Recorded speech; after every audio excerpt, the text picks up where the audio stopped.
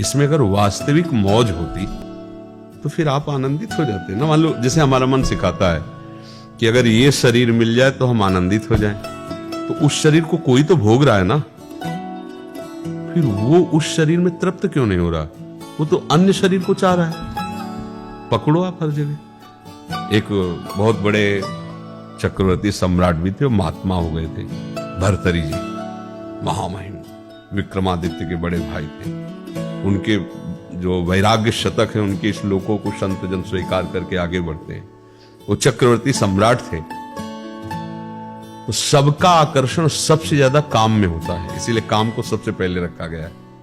सबसे ज्यादा आकर्षण कोई भी हो, स्त्री पुरुष सबका, एक पहले जीव ही यौवन अवस्था का संचरण हुआ तो सबसे पहली मांग उसकी होती है काम, क्योंकि हम काम क्रिया से ही इस शरीर का सृजन हुआ है, उसमें संस्कार भरे हुए हैं और पूर्व से हम कामनाओं से ही व्याप्त चले आए।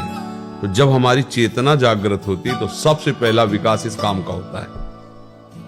काम का तात्पर्य केवल जनेंद्रिय भोग से ही नहीं होता, हर कामना से होता है। अच्छा खाना, अच्छा देखना, अच्छा पीना, अच्छा ऐसा, और मेन उसमें होता है फिर ये शारीरिक क्रिया। तो वो चक्रवर्ती सम्राट थे ही, उनके मन में जब ये बात आई कि आकर्षण, मन का आकर्षण बहुत सूक्ष्म अंदर से देखने वाले, तो उन्होंने ऐलान किया कि जो विश्व की सबसे सुंदर स्त्री वो हमारे पास, वो महारानी के रूप में विराजमान है। कौन नहीं चाहेगा ऐसे चक्रवर्ती सम्राट की महारानी?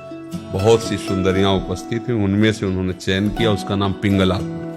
सर्वांग सुंदरी, जैसा सुंदरता का वर्णन किया गया। बहुत आनंद उत्सव से उसका पाणी ग्रहण किया, और वो एक मतलब विशेष अलग चिंतन के थे। उन्होंने कहा जब तक मैं इस सुख का अनुभव नहीं कर लूंगा तब तक कोई भी राज्य का कार्य नहीं करूंगा। विक्रमादित्य से कहा तुम सिंहासन संभालो, और एक महल हमारे पास, बस समय से भोजन बाहर से दे दिया, हम किसी को देखेंगे नहीं, केवल इसी को देखेंगे, किसी से बोलेंगे नहीं, इसी से बोलेंगे। मन ने कहा इसमें सुख है तो मैं देखूंगा क्या सुख है। वो जो एक मतलब कुछ विशेष महापुरुष होते हैं, वो ऐसे विशेष आकर्षण। तो चक्रवर्ती सम्राट सारी व्यवस्था विषय की, खान पान की, हर व्यवस्था उनके पास। एक दिन वो पिंगला जो वो अपने महल से खिड़की की ऐसे झांक रही थी, तो घोड़ों की सेवा कराने वाला, राजकीय घोड़ों की, अश्वपाल उसे कहते हैं, वो सेवा करता नहीं था, करवाता था अश्वपाल। बहुत ही हष्ट पुष्ट एकदम बलवान, और राजा का प्रधान घोड़ों का सेवक सेवा करवाता था। दृष्टि गई ऊपर से, ऐसी सुंदर पिंगला की दृष्टि गई। अब दोनों की दृष्टि में आकर्षण शुरू हुआ। अब राजा दिन में विश्राम करते थे, धीरे धीरे उसका उससे प्रेम हो गया, मिलन हो गया। विक्रमादित्य को सूचना मिली कि कुछ गड़बड़ हो रहा है महाराज। तो बहुत विचार किया कि भाई साहब तो आसक्त हैं उनसे, अगर हमने कुछ भी कहा तो हो सकता मुझे ही प्राणदंड दिलवा दे। बड़ा विचित्र लीला होता है।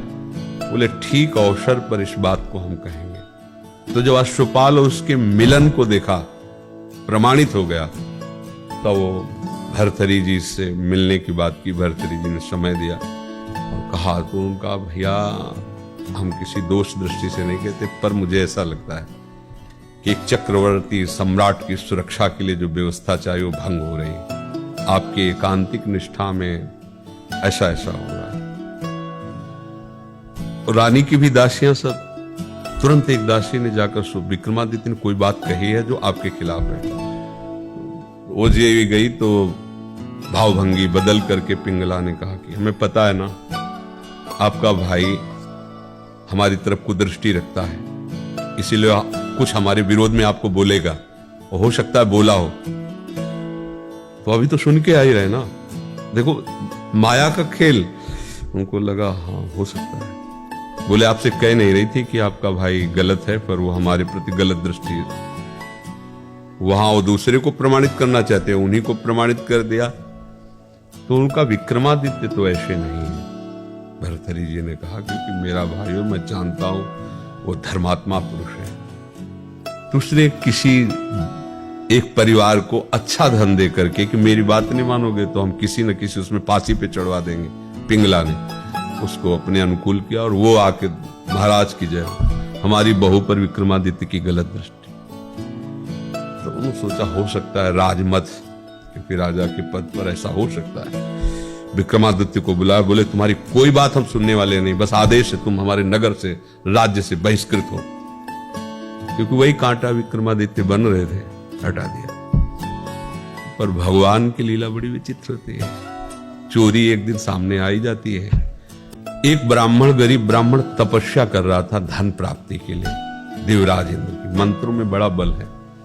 मंत्र का अनुष्ठान अगर विधि से किया जाए तो मंत्र उसका फल प्रदान करते हैं। तो देवराज इंद्र प्रकट हुए और बिना कुछ कहे उन्होंने अमृत फल दे दिया, क्योंकि अमृत का अधिकार देवराज जी के पास है। काय पाने से अमर हो जाता है, बस अंतर ध्यान। वो कुछ कह ही नहीं पाए।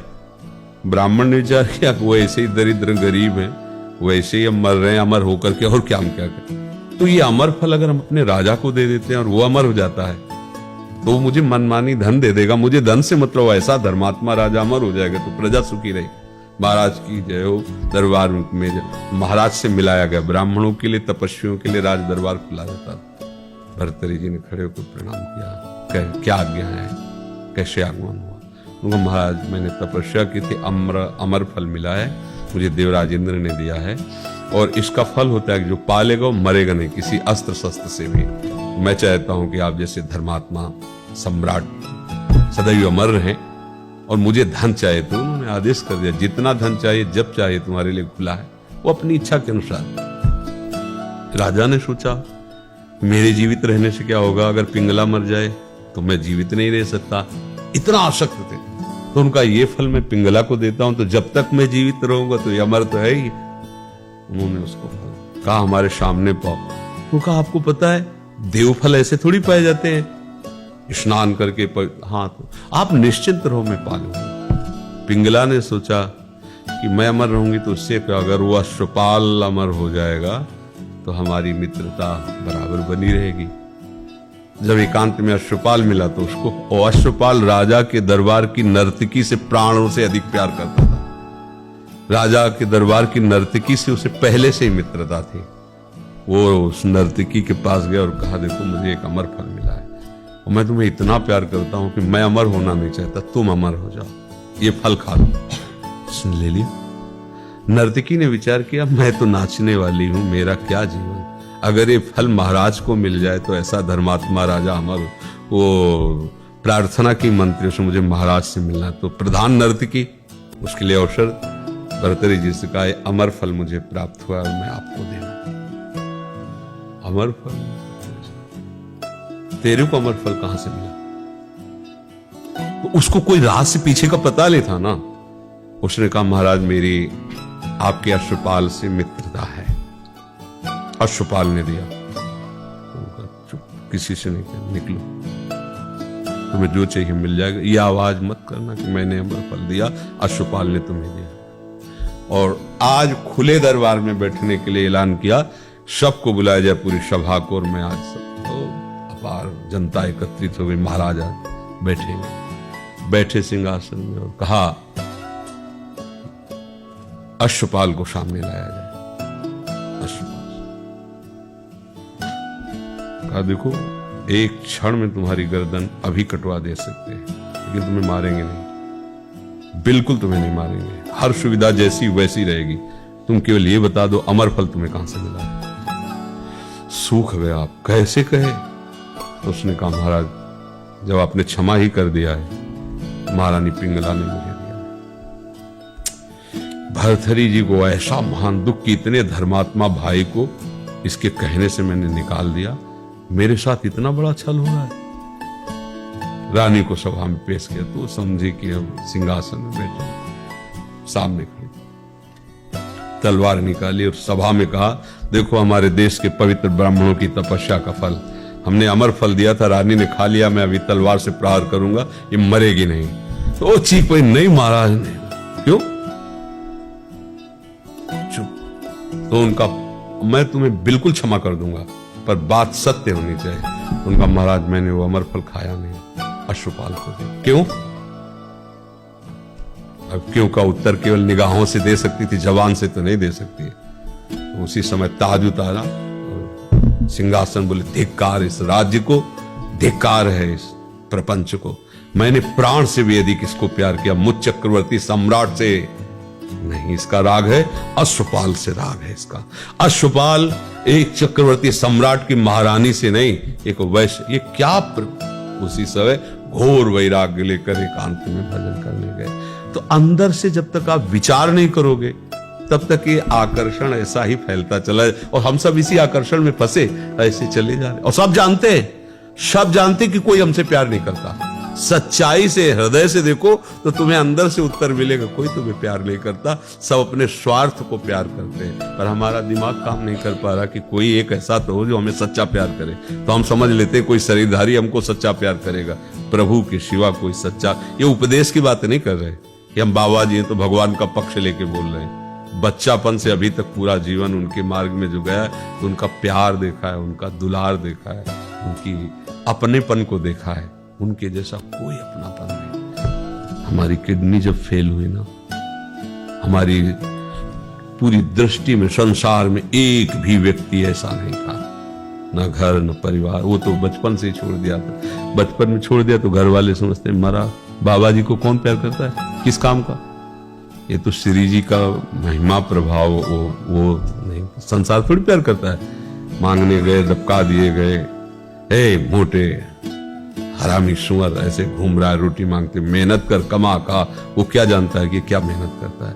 वो क्या जानते हैं कि इनका मार्ग क्या है? वो तो यही जानते हैं ना, शरीरधारी मांग के केवल खाता है, पड़ा रहता है। वो क्या जाने? पूरे संसार में कोई अपना नहीं, ये देखा है, कोई नहीं। उस समय केवल भगवान, केवल। तो ये स्थिति सबको एक दिन आती है जब उसको नजर आता है कि भगवान के सिवा कोई है नहीं। अच्छा, ये उसको फिर समय नहीं रहता कि भगवान से परिचय बना ले, तो मन पछता ही है अवसर हाथ मलता हुआ चला जाता है, कोई साथी नहीं मिलता। इसलिए अभी अवसर, बहुत सावधान होकर चलो। गृहस्थी में जाना है, विरक्ति में जाना है, व्यापार करना है, नौकरी, ये सब एक ही भगवान की सेवा है, कुछ अलग नहीं। हम माला जला रहे हैं, आप फावड़ा चला रहे हो, आप प्रभु के लिए फावड़ा चलाओ, सच्चाई से चलो, तो हमारे माला चलाने का काम, तुम्हारे फावड़ा चलाने का काम, दोनों का फल एक ही होगा, भगवान की प्राप्ति। हम बेईमानी करें, गंदे आचरण करें बाबा जी बनकर, तो हमको नरक मिलेगा। ये थोड़ी कि तुम तिलक लगाओ, कंठी लगाओ, बाबा जी तुम्हारे लिए सिंहासन आएगा। नहीं, सही मार्ग पे तुम चल रहे हो, तुम्हारी जय होगी। गलत मार्ग में चल रहे हो, तुम्हें दंड मिलेगा, कोई भी हो, कहीं भी हो। ये कानून है हमारे भगवान का। ये शास्त्र जो है ना, जैसे गीता जी है, ये कानून है भगवान का। जैसे आपने यहाँ कानून बना हुआ है ना, उसके खिलाफ चलोगे, आप बंदी बना लिए जाओगे। देखो, आपका शरीर है, पर आप इस शरीर को नष्ट नहीं कर सकते।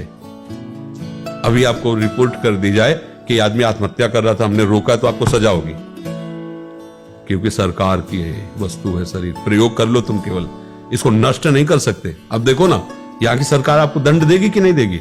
ऐसी भागवतिक सरकार, सब कुछ प्रभु का है। सही ढंग से चलो, उपभोग करो, अब प्रभु के पास पहुंच जाओ।